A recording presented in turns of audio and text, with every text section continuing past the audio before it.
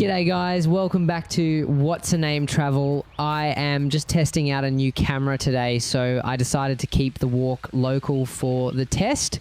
The camera is the DJI Pocket 4, and I am trying something a bit different this time. Yes, I'm actually trying editing my walk, so please let me know what you think of the quality and the style in the comments.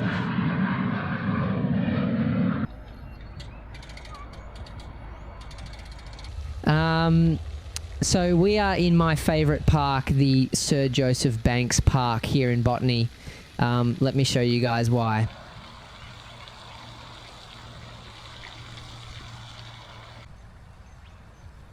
This place has pretty much everything from native bushland, wide open ovals, a dog park, and some really peaceful wetlands. But the real key to this walk is where we're heading. We are walking through the park to cross over to the foreshore to check out the fishing ramp, the planes coming in, and the massive shipyard.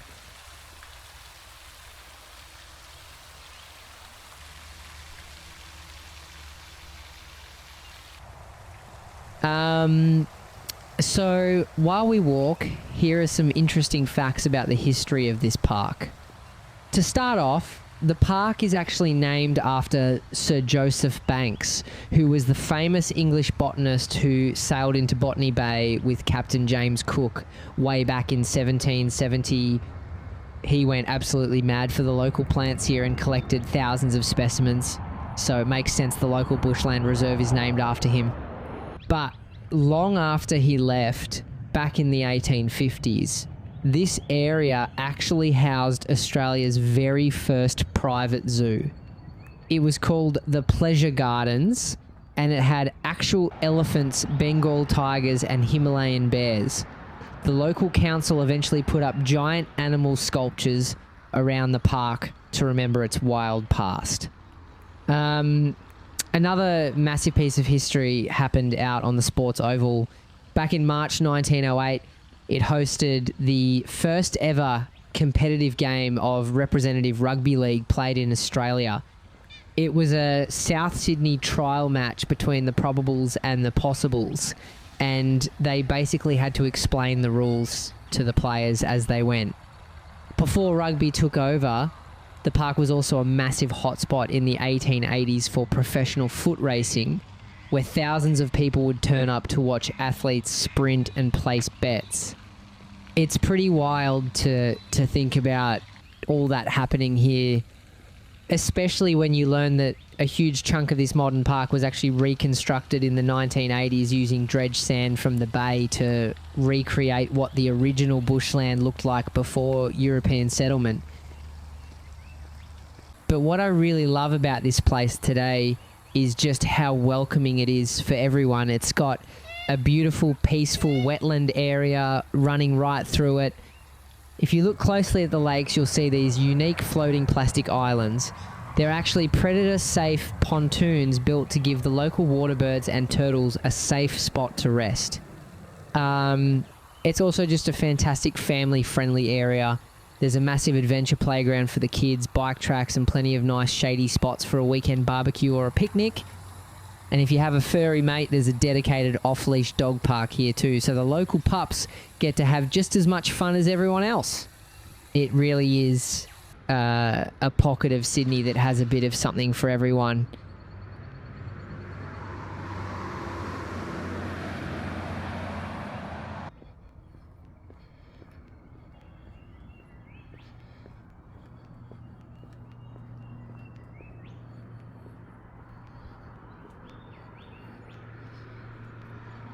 But anyway,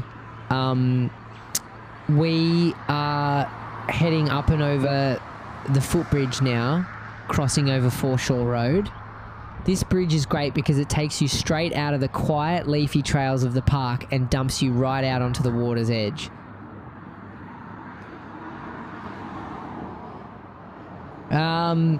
Alright, so we've made it out of the park and we are heading right over to the Foreshore Road boat ramp. This spot is huge. It's actually the biggest boat ramp in Sydney. And there are always a few locals trying their luck with a bit of land-based fishing off the rock wall here.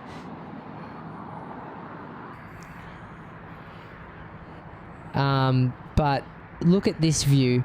Because we are right on the edge of Botany Bay, you get a front row seat to the Sydney Airport runways. You can just stand here and watch these massive international planes coming in right over the water.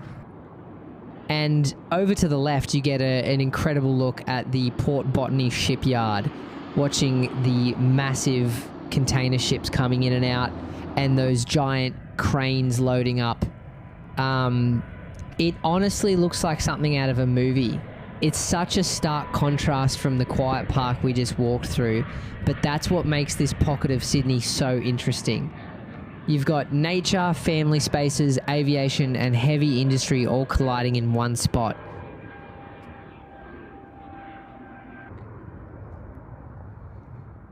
Now, if you know the channel, you've probably seen my walking videos around Darling Harbour, Barangaroo, and Pyrmont. Those places are all beautiful waterfront promenades, high-rises and parks today, but they used to be the historic, gritty, working heart of Sydney's shipping industry.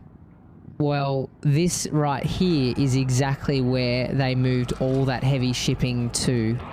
Back in the day, the old wharves up in the harbour just couldn't handle the massive modern container ships or the heavy freight trains, so they shifted the whole operation down here to Botany Bay.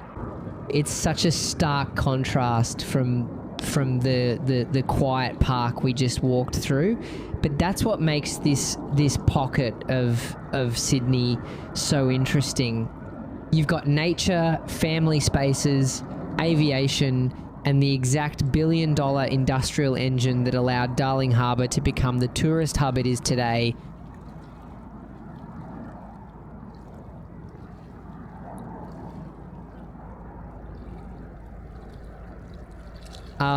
If you're into plane spotting, this spot is an absolute goldmine.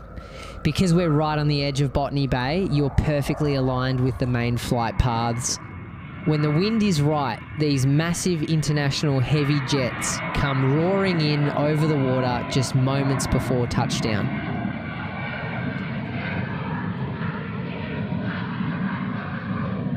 And look, standing here on the rocks watching these massive planes take off, it honestly gives me a massive yearning to do exactly the same.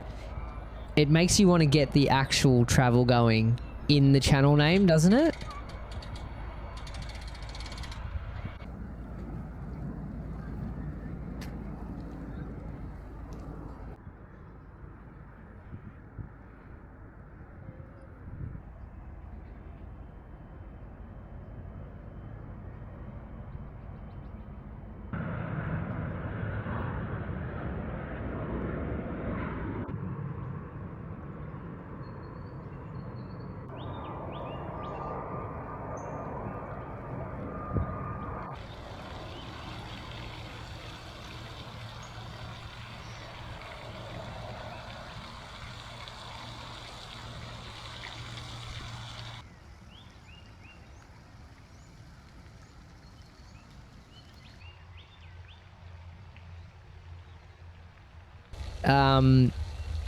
So yeah, that is a quick look around Sir Joseph Banks Park and the Botany Foreshore. Since this is the first time I'm trying an edited format for my walks, I would honestly love to hear your feedback. How did the pacing feel, and what do you think of the quality on the DJI Pocket 4? Let me know down in the comments.